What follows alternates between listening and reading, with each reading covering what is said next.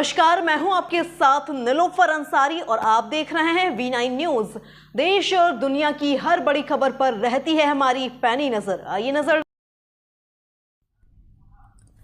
प्रदेश लिपिक वर्गीय शासकीय कर्मचारी संघ की बैठक आज सूरजपुर के नवीन रेस्ट हाउस में संपन्न हुई, जहां नए कार्यकारिणी के विस्तार के साथ लिपिकों के आगामी रणनीति व वेतन विसंगतियों के निराकरण को लेकर चर्चा की गई, जिसमें प्रांताध्यक्ष की मौजूदगी में सूरजपुर जिले के अध्यक्ष का चुनाव किया गया। वहीं संगठन के अन्य पदों के लिए भी नवीन दायित्वों को सौंपा गया। वहीं संगठन को मजबूती प्रदान करने की बात कही गई, जहां सूरजपुर जिले के लिए इकबाल अंसारी को जिलाध्यक्ष नियुक्त किया गया है।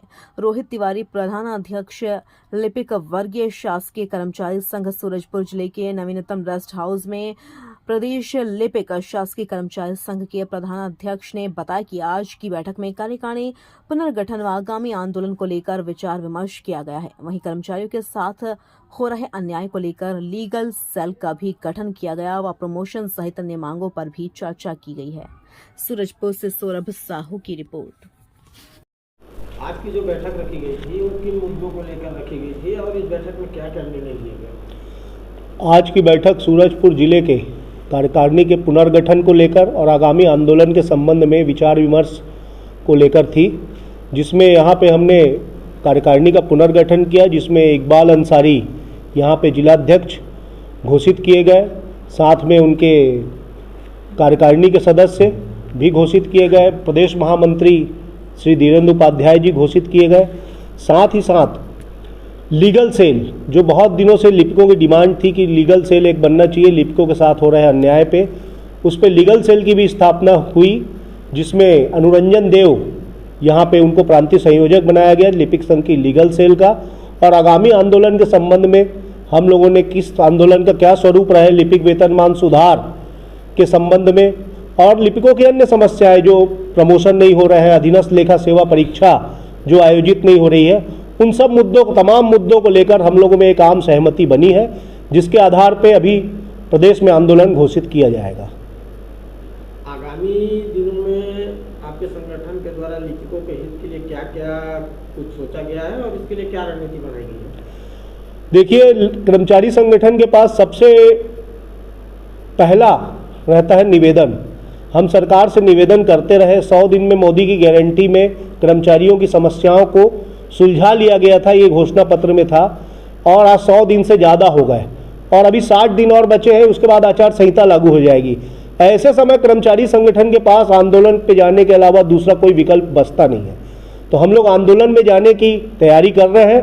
अब इसका स्वरूप कैसे होगा, आज सूरजपुर जिले में चर्चा हुई है, आने वाले पूरे अन्य जिलों में भी चर्चा होगी और प्रांतीय कार्यकारिणी की बैठक में उसको सुनिश्चित कर लिया जाएगा, लेकिन आंदोलन अवश्य होगा। आपको नवीन जिलाध्यक्ष की दायित्व सौंपा गया है, तो इसको लेकर आपकी क्या जिम्मेदारियां हैं और आगे संगठन के लिए आप किस प्रकार के कार्य करेंगे?